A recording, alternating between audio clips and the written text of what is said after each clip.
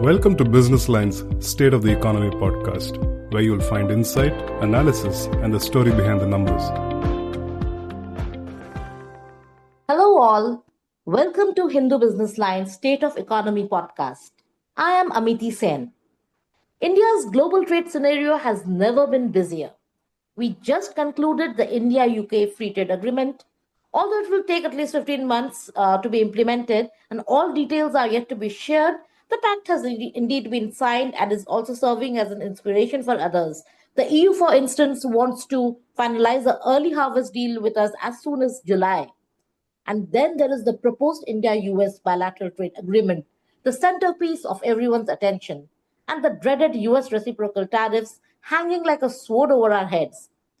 I have with me today noted international trade expert and former head of the Center for WTO Studies, Professor Abhijit to help us understand better what is exactly cooking in the international trade pot for India and how will it affect the Indian industry and exporters. Professor Das, welcome to our podcast. Thank you, Amiti, for having me on your podcast, and thanks, of course, also to HBL. Right. Okay, to begin with, India and the UK have just concluded the FTA negotiations. Well, how should we assess the final outcome? Will it actually help in bringing cheer to the Indian economy? Amiti, on a lighter vein, let me mention that we can already hear clinking of the whiskey glasses, with India scheduled to reduce its tariffs from 150% to 75% from the day of implementation of the agreement, which will subsequently get reduced to 40% over a span of 10 years or so. So it certainly will bring cheers to those who enjoy a glass of whiskey.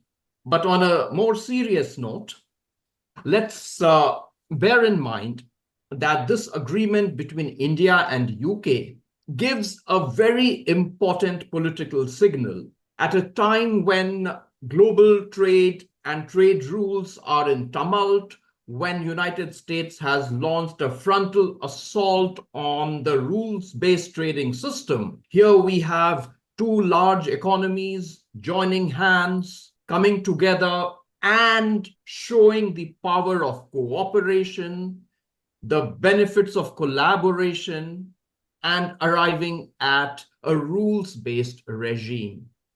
So to my mind, that is the first and perhaps an important political messaging and important signal which the India-UK FTA finalization gives all of us.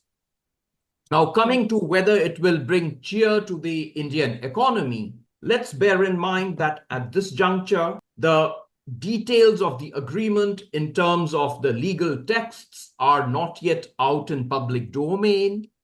So that constrains us from making a meaningful assessment of the likely implications of the agreement. But from what we have read in the newspapers, what we have been hearing through media reports, it would be fair to conclude the following. On positive aspects, the UK is likely to eliminate tariffs on almost 99% of India's exports. Now, this certainly is an impressive figure, but let's bear in mind that at this juncture, more than 50% of India's exports to UK already benefit from a zero customs duty regime. That's right. Some sectors where India can hope to make substantial export gains would be textiles and clothing, and maybe leather footwear. These are sectors where a large bit of employment gets generated and where our exporters are facing an uneven playing field on account of tariff concessions, tariff preferences being enjoyed by our competitors. So to that extent, if India is going to enjoy a zero duty tariff regime in these sectors, it will certainly give a significant boost to our exports. On the services side, what we've been hearing include four very specific developments, four very specific channels through which our services exports might get a boost. First and foremost, there's a commitment to undertake negotiations, to finalize the negotiations on a double contribution convention, which will enable Indian professionals who work on a temporary basis in UK for up to 3 years to have to pay social service contribution either in UK or India. This is likely to result in substantial savings on part of not only the professionals, but also their employers. This in turn could make Indian services more competitive in the UK market, particularly in the sector of IT services. Then we've also heard something about additional visas for very specialized services like yoga teachers, chefs, music teachers, etc. Of course, these really may not be the hardcore professional services which we were seeking access for. Then the third channel, which can help boost our services exports, is what we hear is that there is some commitment to facilitate movement of intra-corporate personnel as well as independent professionals. And finally, there is likely to be a commitment to initiate negotiations on mutual recognition of educational qualifications. So these certainly are on the positive side of the likely implications of the India-UK FTA. But as with all trade deals, there will be downsides as well. India would have made concessions. And let me just highlight 2 or 3 of these.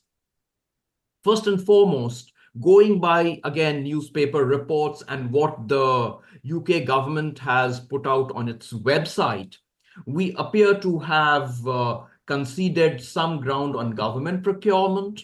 Oh, this is the first, right? Like we haven't made many commitments on government procurement in the other FTAs we have signed. I think we did something for the UAE, but it was nothing substantial. Am I correct here? Amiti, you are more or less correct. In our free trade agreement with the UAE, we opened the door slightly by giving concessions on government procurement. Of course, there was a big carve out for procurement, which was required to comply with preferences under Make in India program. But going by what the UK government is now mentioning on its website, we seem to have widened this window for UK goods and service suppliers, whereby UK suppliers which have at least 20% of UK content in either goods or services or both taken together, they will be treated at par with something called class 2 suppliers in Indian procurement market. Now, that to my mind could have some adverse implications, particularly for the manufacturing sector in India. We can come to government procurement in greater detail subsequently. Another issue of concern could be automobile sector, where what we are hearing is that India has committed to reducing tariffs from around 100% to 10% over a transition period. Of course, the adverse impact of this tariff concession is likely to be cushioned not only by the long transition period, but also by the fact that the tariff concessions will be available for a limited number of automobiles. Now, what this limited number is, we do not know as yet. If it is just, let us say, anywhere between 5 to 10,000 cars per year, then the impact could get mitigated. Another consideration which needs to be kept in mind is, have the tariff concessions on automobile been given to small cars or large cars? Let's bear in mind that small car and the medium car sector, Indian automotive industry, automobile sector is fairly competitive. And if tariff concessions have been given in this segment, then there could be concerns. But if tariff concessions have been given for the segment of large cars, then the concerns could be rather limited in scope. I think going by the discussions that we subsequently had with the Commerce Ministry people, it seems that the FTA does exclude smaller and niche cars. So that's what was explained to journalists in a press conference. But as you said, the details are yet to be shared, and we really don't know, what the exact the definition would be for inclusion or exclusion.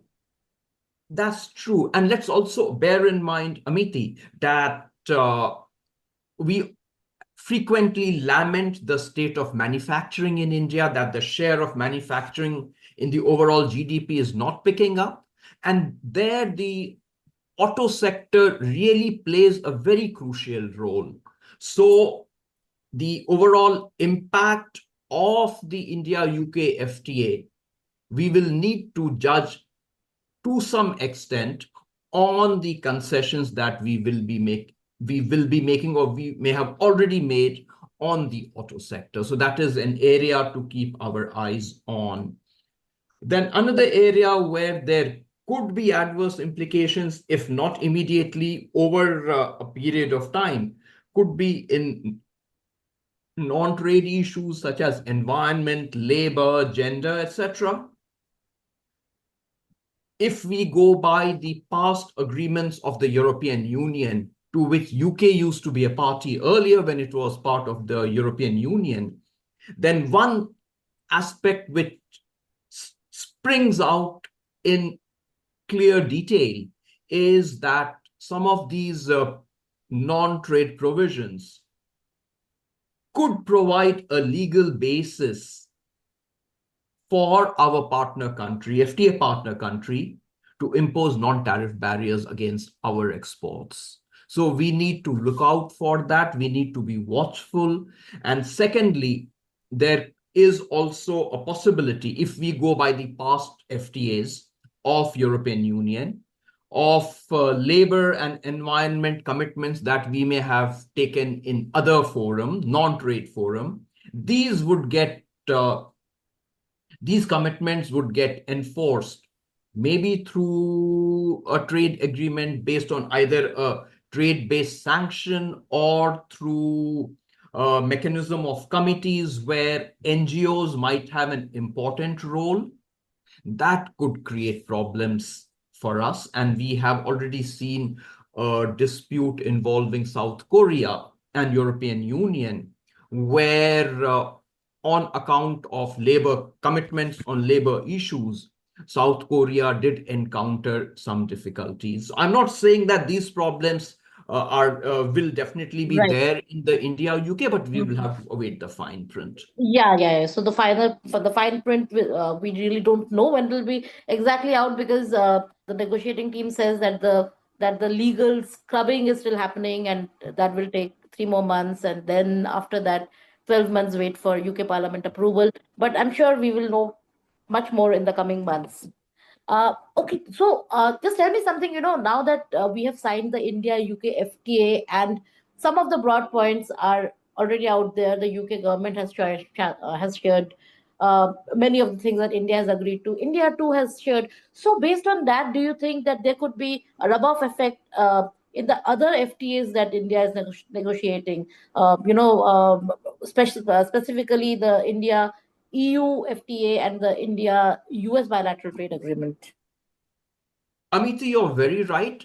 There will be implications of India-UK FTA on two of our other engagements. First and foremost, the concessions that we may have given to UK sets the bar for what our other two partners will demand from us, be it in the area of tariffs, be it in the area of services liberalization, government procurement, or even non-trade issues. So that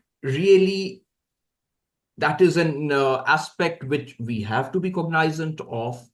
And at the same time, it is also likely that with India-UK FTA having been finalized, that could give a fillip to India-European Union FTA negotiations as well. I'm sure the European Union member states would not want to get excluded from accessing the Indian market on preferential tariff terms, while UK enjoys those benefits. So that might serve as a trigger for the European Union to show more eagerness, more urgency, lower some of its demands, become more flexible, become more pragmatic in concluding the FTA negotiations with India. So yes, from these two perspectives, the implications are quite clear. Right. So, while the India-EU FTA, we are negotiating on equal terms in the sense that, there is no time bomb clicking for us. But as far as the India-US BTA negotiations go, it's very clear that something has to happen before this 90-day reciprocal tariff wait period is over. So US President Donald Trump has warned time and again that if that this 90-day wait period, if no deal happens by that time, then the reciprocal tariffs, whatever have been announced for every country, and for India it is 26%, they would levy that. So now that it is very clear that we have to have something in terms of a BTA with India US, and we had our commerce minister there the whole of last week in Washington, and our negotiating team there trying to negotiate a deal. So obviously, it is something that we have to do, but there would be some opportunities there for us as well, right? And what should our negotiators be wary of? In terms of opportunities, these are very clear. We need to get rid of the reciprocal tariffs, and not only that, in sectors of our advantage, again, textiles and clothing and leather, we need to persuade the United States to lower its MFN tariffs to zero for us. So that certainly is something which we have to attempt.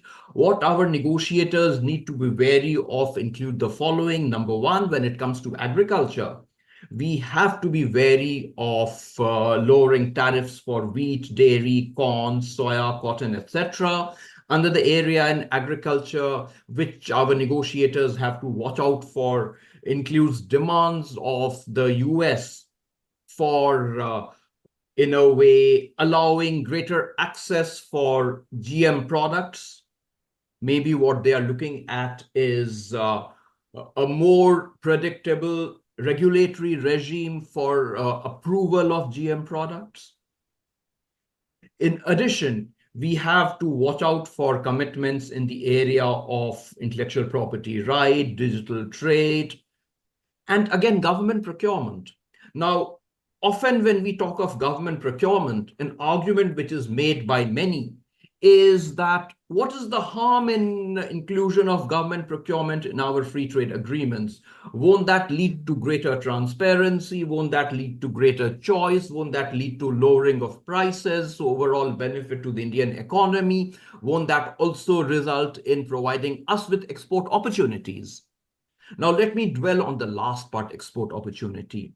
It's correct that government procurement markets in US, in European Union, in UK are very large in size, to the extent that in US, the government procurement market is more than $600 billion. In UK, it's about 120 billion pound. In European Union, it's more than 2,000 billion euros. But let's not get dazzled by the size of the government procurement market in these countries. The reality is that US, European Union, and UK, they procure a minuscule quantity from outside their territories when it comes to government procurement. Back of the envelope calculation, which I had done a couple of years ago, suggested that when it comes to UK, they would procure less than 10 to 15 billion dollars each year from outside UK. And this will involve competition not only with US, with European Union and India. So the size of pie is minuscule. In European Union, the size of pie in terms of their procurement from outside European Union sources is just 1%, which translates into about 20 billion euros. In US, the amount of procurement outside US sources may not exceed 25 to 30 billion dollars each year. So, literally speaking, the pot of gold which might appear to exist at the end of this rainbow called government procurement might actually turn out to be a mirage. So this is one area where our negotiators, be it with European Union or with US, have to be very, very careful of. They must not give in to the narrative uncritically that by having commitments in government procurement, our exporters will be able to get a huge benefit in these markets. That's very unlikely to happen. And the final point on negotiations with UK, it's a question of trust. It's a question of unpredictability. Let's assume that we come to some agreement with US by July. What is the guarantee that Trump will abide by those commitments a few months down the line? There is absolutely no certainty that he will not raise new demands. He will not go back on his words. So we are negotiating in an environment which has a lot of uncertainty. So our negotiators need to be careful, and there must be clawback provision in our BTA with US that if US goes back on its commitments, India would be free to withdraw some of its commitments as well. So that is something which our negotiators must keep in mind. I think that's a very important point that you've made, that what happens if, if the Trump regime really goes back, because they do not even have the Congress's authority to do a trade deal that will allow them to go below the MFN tariffs. So, yes, the clawback provision, as you said, is very important, and hopefully the Indian negotiators could make some provisions for that. Talking about tariffs, so Donald Trump has turned tariff into a very bad word. He's called India the tariff king and so many other things. So, and then there is this whole argument that, tariffs may actually not be in the interest of a country like India, and, reducing tariffs can actually increase the competitiveness of Indian industry. So, would you agree with this perspective, or do you think we should have a more nuanced approach to this? Because tariffs is what has actually helped so many sectors in our country develop. Amiti, you've raised a very interesting question. While many economists have derided the high tariffs in India, and they have said that India must lower its tariffs, must take this opportunity out of arising from the threat which Trump is holding out, that we must lower our tariffs. Now, the economists miss out number of important aspects. Number one, if in the trade deal with US we lower our tariffs, we lose out the possibility of raising the tariffs in future. Effectively, the tariffs get frozen in time. So in times of national need, when our domestic industry might require tariff protection, we won't have that option. Some people have suggested, some very eminent economists have suggested that India should consider using the exchange rate, changing exchange rate to give protection to domestic producers and not use tariffs. To my mind, this is a very flawed argument. It's a very blunt instrument. Tariff is much more pointed instrument targeted to protect selected sectors. We cannot do this by changing the value of Indian rupee vis-a-vis dollar. And the final clincher to my mind is that some of the vibrant sectors in our economy, from the manufacturing perspective, they could not have reached the position where they are if the government had not accorded tariff protection. Let me give you two illustrations. The most vibrant segment in our manufacturing is automobile industry. How did we create a vibrant automobile sector? By imposing tariffs. If we had not imposed tariffs on automobile sector, there's absolutely unlikely that we would have received investment in this sector. The foreign players would have just preferred to export their cars to India. Now, because of tariffs, there was an incentive for them to invest in India, manufacture in India. It didn't end there. We also managed to create a vibrant upstream parts and component industry. And why that happened? Again, answer is simple. Not only did the government impose tariffs on cars, the government had also imposed tariffs on parts and components, which led to creation of a very vibrant ecosystem for the automobile sector. Let me give you another illustration. One of the celebrated items of export in the recent couple of years is mobile handsets. Let's bear in mind that this industry really got established after India raised tariffs on mobile handsets from 0 to 15 to 17, 18%. When the tariffs were 0, we got very little of interest from foreign players. It was only after India raised the tariffs and we brought in place some flanking policies that this sector started becoming vibrant. Let me give you a third example where India brought tariffs down to 0, that is in pursuant to WTO's Information Technology Agreement, where India brought tariffs down to 0 on about 200 odd products. Before India started this tariff elimination, almost 70 to 75% of the domestic demand in the IT hardware sector was met through domestic manufacturing.